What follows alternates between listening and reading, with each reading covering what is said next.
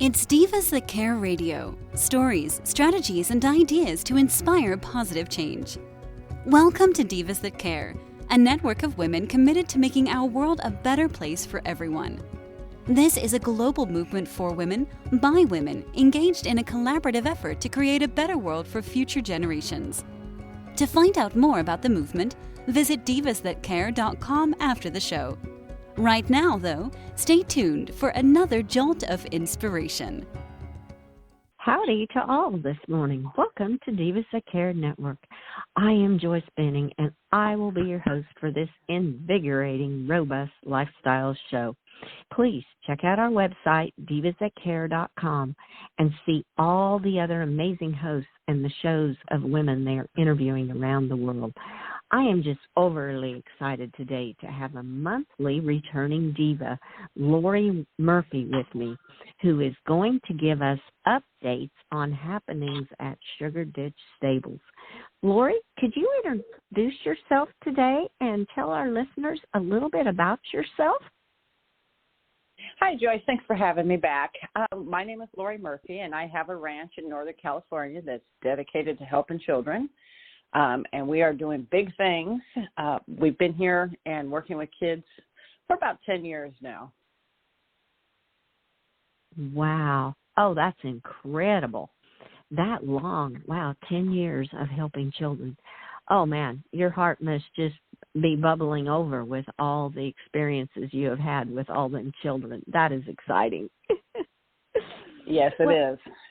Oh, I can only imagine. Well, give us you said there's all kind of happenings happening there at Sugar Ditch Stables. Tell our listeners a little bit about the updates of what you've been doing, and then maybe go into why you are doing all these updates for the children. Okay, sure. We are really excited. We have the garden in and all the sprinkler systems in the garden area, and we have about 200 plants going right now. And the park section of the ranch, I put in about 700 feet of sprinklers. We're putting in the lawn. We're going to seed it so that we're supposed to get rain here in the next couple of days. So I'm hopeful that everything will grow great. And we just got the landscaping designed and super excited for that. And the reason we're putting in a garden and a park is not all children will be comfortable around horses because they can be intimidating. So I wanted to make sure that there's a place for them to play and feel safe in gardening and in the park setting, as well as the horses. Oh, wow. Wow, that is just incredible. Now, when you speak about the children, are there a certain age group or a certain group of children that you are targeting to bring into the ranch to share this with them? It's any children that, or young adult that needs some peace and to feel safe and just need some horse therapy or some just clean, fun country outside, living type. It's really to help the kids, the rescue children, and I can't think of a better way than with horses. Right. Oh, yes. Yes. Horses are so magical anyway. And just being out in nature in itself, it just gives you a good sense of feeling. It brings up your energy, and it's just a whole different level. I mean, I love being outdoors all the time and with my horses and animals, and it's just a vibration from the universe that just makes you feel good all over. Oh, it sure does. And I learned how to put the sprinklers in myself, which was, I couldn't move for a couple of days afterwards. But, there's something about playing in the dirt and with the exception of the next day when you wake up and you're kind of stiff and sore. But it's turning out really nice. And there is something about just being outside and, getting things planted and moving forward. It's a really exciting time because it's coming out exactly how it's supposed to. It's turning out perfectly. Oh, wow. Wow, that's incredible. There's a higher divine that's helping you so it does turn out perfectly. Sometimes plans don't always go the way we think they should, but this sounds like it's really all coming together. Oh, that is just beautiful. I love that. It really is. And the funny thing is I hired a sprinkler man, and he came and he did the valves for the garden. And I watch everything everybody does so I can learn. And so something came up that he couldn't come back to do the park area. So I just rented a trencher and laid all the pipes and put on those. It was pretty amazing that I could watch what he did and then go over and do it. So I'm pretty proud of myself in that aspect. But, you know, it's supposed to happen this way. It's supposed to be, you know, even if there was an obstacle here or there, it's still going as planned. So I'm pretty pleased with that. I love how you look at that, because some people would have thrown up their hands and said, well, the guy can't come now. What am I going to do? And instead you turned it around and said, okay, I can do this. And what a feeling of accomplishment you have for yourself now that you did do it yourself after just watching him the one time. So there was a reason. The universe had a reason why he couldn't come back. Yes, I believe that. But I did throw my hands up for a split second and go, okay, now what? But, you know, I just figured you can do pretty much anything you put your mind to. And I'm really super headstrong. I'm not sure if you're aware of that. But if I'm told I can't do it, there's a real good chance I'm going to prove you wrong. So that's just how I've always been. But it's a funny thing about me. That's, if I can't, then I'll figure out a way. Right. It kind of reminds me of the saying. You remind me of, if there's a will, there's a way. And how true that is. Absolutely, yes. Oh, how good. You took kind of a hurdle that came in your way, and you made it into a positive and made it still work. And you're going, okay, I can do this. That's great. Yeah. Well, you said you planted over 2. Awesome. Oh, that's great. And that was in the park area where you laid your own lines then? So now in the park area, are you planning to have some different play equipment for the kids, or just kind of an area for them to just hang out in? Or what are your future plans for the park area? Well, we're going to have a play structure built, and we're going to have a little reading section. I don't know if you're familiar with the little boxes that have the books in them. They're like little mailboxes, but you donate books to them. They're all over around where I live, that you can just come and help yourself and take a book and leave a book. And so we're going to have a reading area. We're going to have a play area. We're going to have a little concession stand for them. And just, you know, there's going to be a little path with different trees and different landscape, and we'll have the, you know, history of the, you know, detailing what plant is which and what it does and how you know it can help you, you know, medicinally and that type of thing. Oh, wow. A little educational section. Oh, that's a great idea. I love that. Along with being out in nature, you're also learning about nature too. You're putting another aspect in it too, while the kids are having fun, but they're also learning also. Oh, that's great. Great idea. Now, are you going to kind of do that with the garden area too? Kind of explain the different kind of plants and different of gardening and things like this? Yes, absolutely. And, you know, show how each vegetable or fruit is grown and what it provides and you know, just the time it takes for each one, and you know, just the basics that a lot of kids don't know.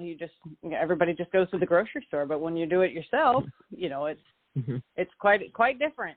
You know, I think about broccoli a lot and how long it takes to grow one, and you know, you can just buy mounds of it at the grocery store, but it's really you get back to nature watching it grow, you know, and seeing how it's all done, and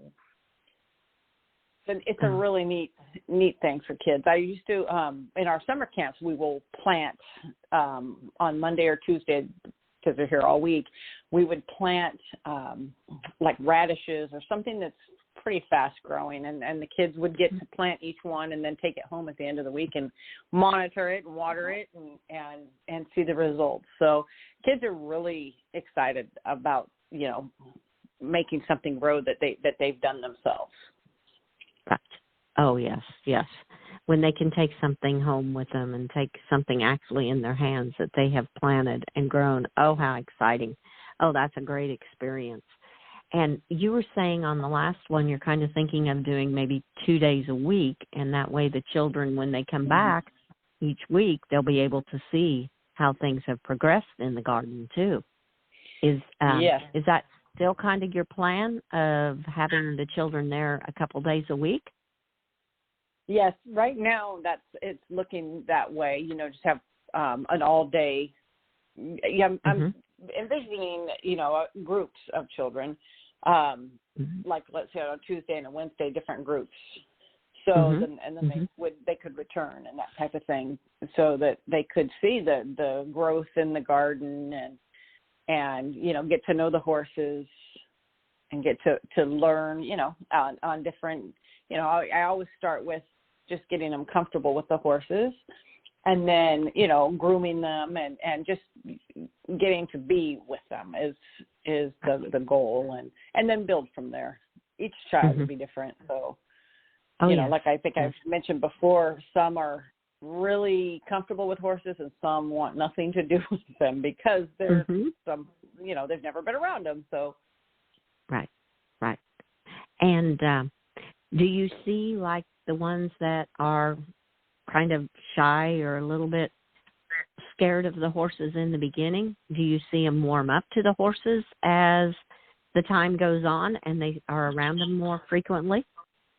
Oh yes, some of them you can't separate the love of the horse and the child once they get past the little bit of intimidation. Once they get, I can tell if they're going to be horse kids or not. You either love them or you don't. and I would say 98% of them absolutely love them. And so it takes some are a little shy, but I never push it, because if you push it, it's not fun. It's scary and stressful. So. Right. So I always let them go at their own pace, and before you know it, they're feeding them treats, or they're hugging on them, or so it's really neat that you just can't push them, because once you make it scary or stressful, it's not fun anymore. Right. So exactly. So do you kind of start with them, just kind of let them be around them and start, if they want to groom them and just kind of do things like that? Is that kind of where you start before they do anything on getting on them and riding them? Oh, yeah, they do a lot of groundwork. They, just simply, putting their hand up to their nose to smell them. I mean, some of the students, they just, that's terrifying to some of them.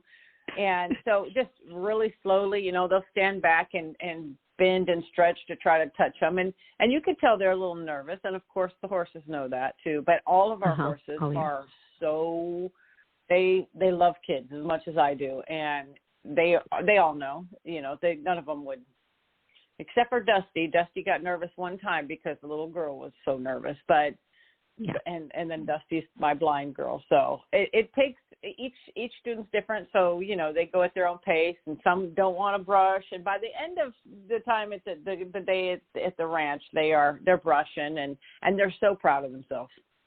They have accomplished so much when they go ahead and, brush. And there's a certain way you go about doing it. Oh, can you show me did you see how I did that? Can you show me how to do that? That kind of thing. And soon they're all over, they're loving on the horses and stuff. So it's each student is different. They're their individual selves. So yeah, it's an interesting process, but it's also so rewarding for them. Oh yes.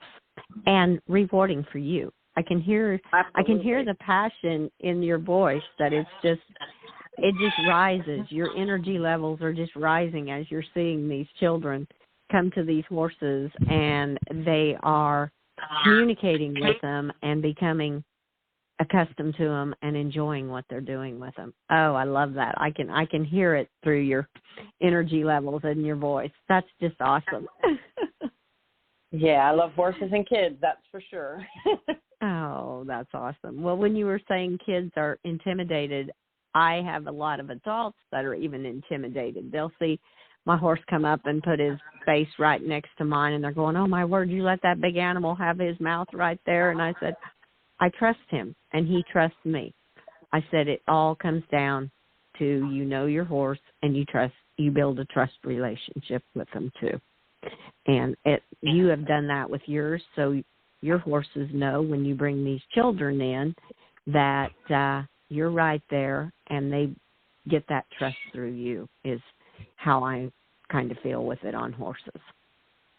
So true. It's funny you mentioned a lot of adults. Yeah, I have a sister that we were raised around horses on a hay ranch, and now since we've moved to, as kids we moved to the city, and now my sister will come out here and say, "Can they get out?" And she's terrified of horses now. It's really sad, but she's like, "No, I can't be around them. They're too big. Can they get out?" And if she's comfortable enough, she'll go down and maybe snap a few pictures. She loves them, but she's just intimidated, and it's to each their own. But it was funny because I had one parent of some of the lessons I was giving.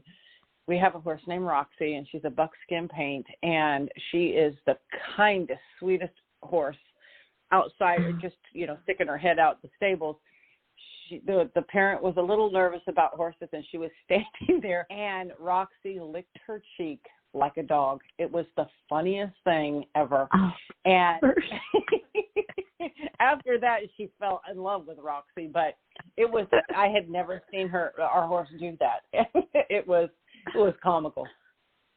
Oh, that is too cute. I love that story. That horse was just saying, it's okay. I'm not going to hurt you.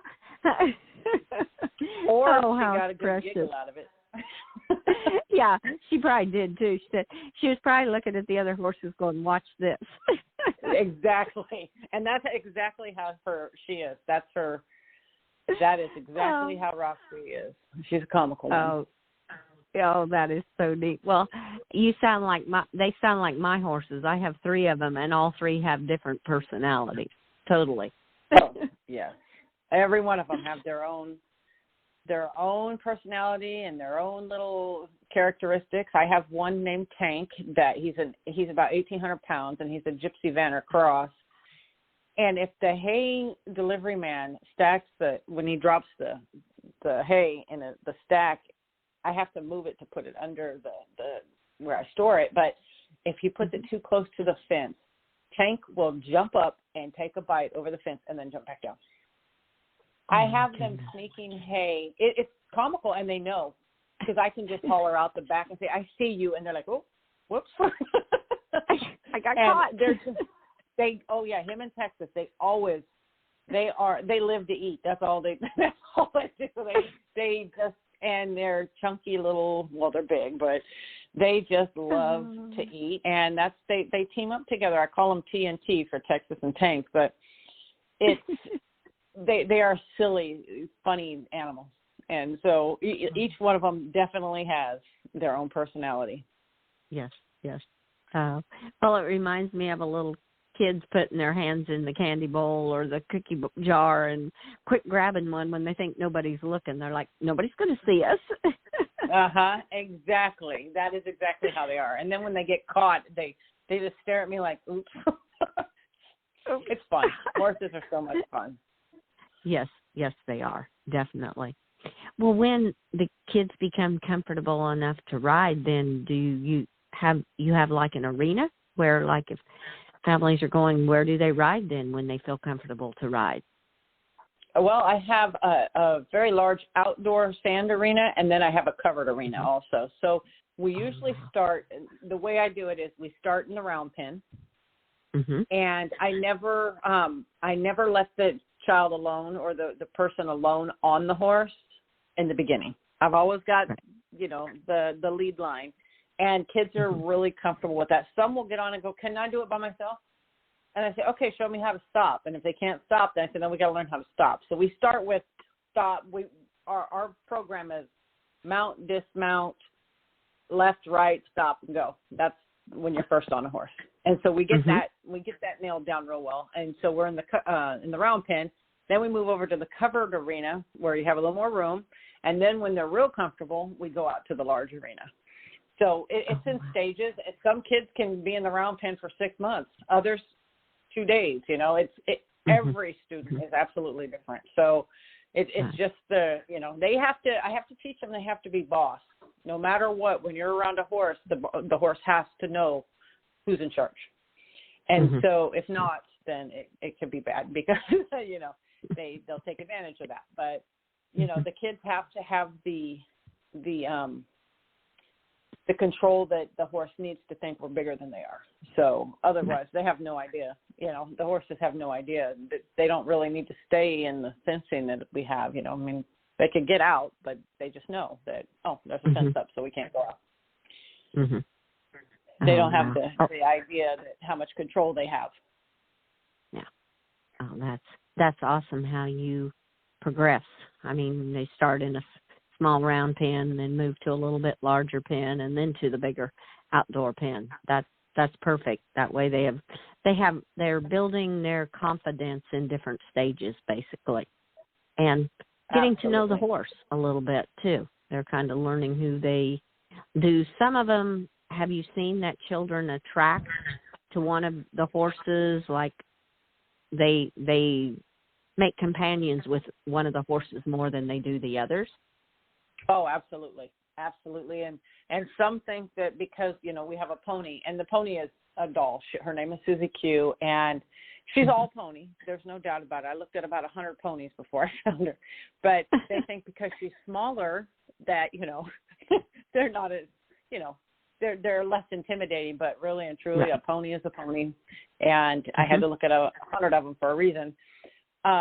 But, you know, they learn real quick that the pony doesn't listen quite as well as the horse is, and the size intimidation. So when they try the pony, then they'll move on to, you know, they'll get on Cowboy, which is my quarter horse, and go, you know, the size is a lot of the factor. They think that, you know, because she's smaller, they'll be more comfortable. But then they get on Cowboy, and he listens so well, and he's just up there a little ways. As soon as they get used to the height, they're fine. And a lot of them will have a favorite, and they only want to ride a certain horse, and, you know, they'll bring treats out to their horse and that type of thing. But they absolutely do. Their personalities kind of match up with the horses. Right. Yes. I would definitely say that too. Oh, that's awesome. What experiences you have had having children around for the last 10 years at different stages and different times during the week and days and stuff. Oh man, you have all kinds of experiences you could talk about with the children. Oh my goodness, I could tell you some stories. We have the homeschool program during the school year and private lessons, and then we have summer camp, and that's all. Those are two different, completely different programs, because the kids in the summer camp program, many of them have never even been out to the country. None of them, you know, I would say 99% of them have never been around a horse. I have a couple of them. Tank, like I was mentioning, the Gypsy Vanner Cross, he's black and white, and I have had students and even a parent, and I was just in awe when the parent said, "Is that a cow?" And I'm like, no, that's a horse. So, you know, so I can understand the children saying that, but the parent was it threw me off a little bit. But and my comment was, not in the country much. No. but yeah, so it's a huge thing, and I always strive to the kids to leave here with a positive attitude, knowing they can achieve anything, but there's rules to life, and you have to follow them. And if you follow them, you'll be fine.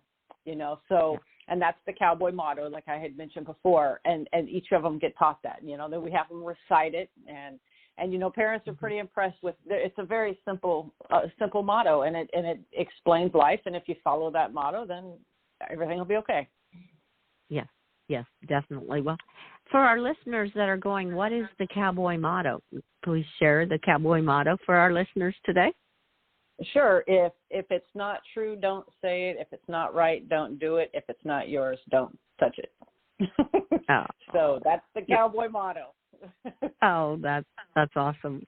And I see that is on your Facebook page for Sugar Ditch Stables. I love that.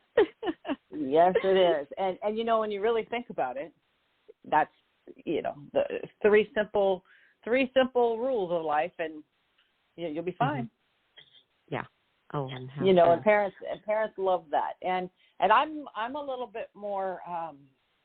I don't want to say strict, but when you're around horses and you're here, you're going to listen. You have to, because it's a safety issue. And I always tell the kids, I only say it once. Kids need to be disciplined and have structure, and have rules to follow. And the parents are absolutely amazed on how well, they listen when they're here, not so much at home apparently, but when they're here, I say one time, and then I always tease them and say I have duct tape and rope, and the parents just laugh. I say it's for the parents, and, but it's really important. The structure is very important. And my sister, she helps with the summer camps, and one time she says, I don't know how people keep bringing their kids back to you. You're kind of mean, because my sister babies kids, like really, like, oh, it's okay kind of thing. I'm like, okay, shake it off. Let's go. You just kind of, life isn't about, you're going to have real life obstacles, and, shake it off and keep going. But I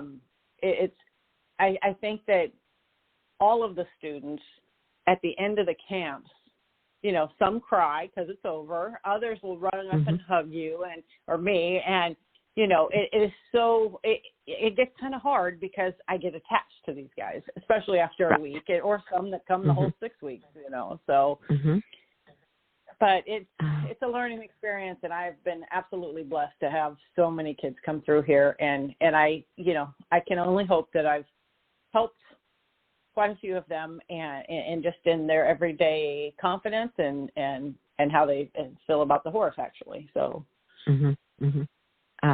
It sounds like you have, and how rewarding it's been for you. You've given to them, and they've given so much back to you that they didn't even realize what they were giving back to you. So, that's absolutely awesome. Well, Lori, this has been a really quick interview. I just love all the updates you have shared with our listeners today. What are some final tips or thoughts you would like to leave with the listeners today? Let's see. Be happy. Everything turns out for the good. So just keep looking up. Oh, yes. Oh, that's a beautiful way to put it. Just the best is yet to come. It absolutely is. That was my next sentence. Not even kidding. The best is yet to come. Oh, I love that. I love it. We were both thinking on the same path. We sure were, because we know the best is yet to come. Yes, most definitely. Live by the cowboy motto, and the best is yet to come.